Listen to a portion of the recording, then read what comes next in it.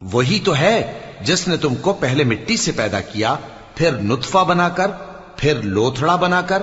پھر تم کو بچہ بنا کر نکالتا ہے، پھر تم اپنی جوانی کو پہنچتے ہو، پھر بوڑھے ہو جاتے ہو، اور کوئی تم میں سے پہلے ہی مر جاتا ہے، اور آخر تم موت کے وقت مقرر تک پہنچ جاتے ہو، اور تاکہ تم سمجھو۔ وہی تو ہے جو زندگی اور موت دیتا ہے،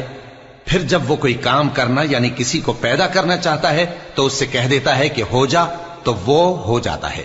کیا تم نے ان لوگوں کو نہیں دیکھا جو اللہ کی آیتوں میں جھگڑتے ہیں؟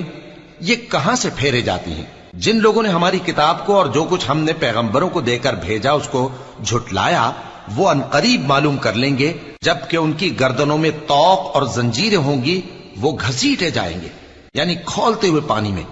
پھر آگ میں جھونک دیے جائیں گے۔ پھر ان سے کہا جائے گا کہ وہ کہاں ہیں جن کو تم اللہ کے شریک بناتے تھے